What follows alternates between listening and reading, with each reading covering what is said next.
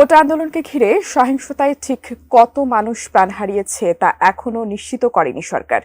এবারে সহিংসতায় আন্দোলনকারী শিক্ষার্থীরা যেমন নিহত হয়েছে, তেমনি নিহত হয়েছে অনেক নিরীহ মানুষ ও পুলিশ সদস্যরাও।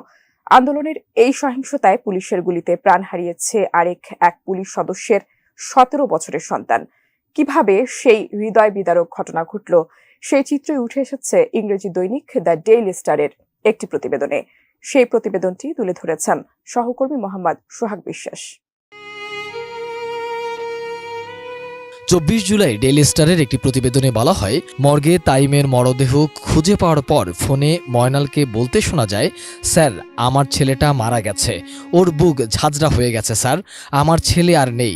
গত শনিবার ঢাকা মেডিকেল কলেজ হাসপাতালের বিভিন্ন ওয়ার্ডে ছোটাছুটি করছিলেন রাজারবাগ পুলিশ লাইন্সের উপপরিদর্শক ময়নাল হোসেন ও তার স্ত্রী। তাদের হাতে ছিল 17 বছরের ছেলে ইমাম হোসেন তাইমের একটি ছবি। যাকেই পাচ্ছিলেন ছবি দেখিয়ে জিজ্ঞেস করছিলেন এই ছেলেকে তারা কোথাও দেখেছেন কিনা।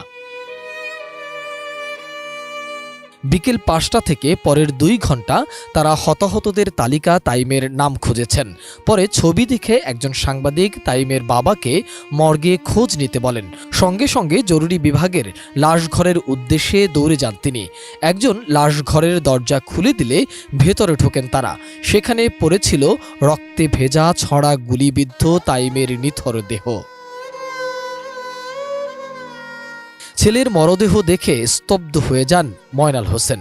তার স্ত্রী মেঝেতে পড়ে মূর্ছা যাওয়ার আগে চিৎকার করে বলছিলেন, ও আল্লাহ, আমার পোলারে কে মারল? তুই আমারে না বইলা কেন বাইরে হয়েছিলি?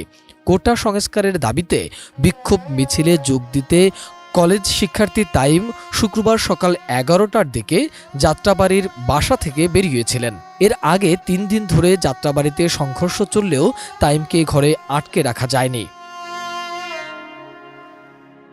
ওই প্রতিবেদনে আরও বলা হয়, ঘণ্টাখানেক পর তাইমের বাবা মাকে কেউ ফোন করে জানায় তাদের ছেলেকে গুলি করা হয়েছে। তাকে ঢাকা মেডিকেল কলেজ হাসপাতালে নেওয়া হয়েছে। ময়নাল বলেন, কোটা সংস্কারের দাবিতে আন্দোলন শুরু হলে আমার ছোট ছেলে তাতে যোগ দেয়। তাকে শুরু থেকেই না করেছিলাম আন্দোলনে যেতে, কারফিউর মধ্যে তাকে বের হতেও না করেছিলাম, কিন্তু আমার কথা শোনেনি।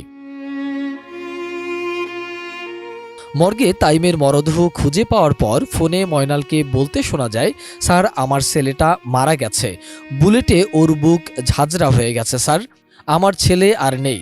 তিনি প্রশ্ন রেখে তাকে বলেন, একজনকে মারতে কতগুলো গুলি লাগে স্যার? ছেলে গুলিবিদ্ধ জানিয়ে ঊর্ধ্বতন কর্মকর্তার কাছ থেকে ছুটি নিয়ে এসেছিলেন ময়নাল। ফোনে কথা বলার সময় অপর প্রান্তে কে ছিলেন তা নিশ্চিত করেনি ডেইলি স্টারের ওই প্রতিবেদনে। শুধু ইমাম হোসেন নয়, বাসায় থেকেও গুলিবিদ্ধ হয়ে মৃত্যুর ঘটনাও ঘটেছে এই আন্দোলনে। মোহাম্মদ সোহাগ বিশ্বাস, এটি নিউজ, ঢাকা।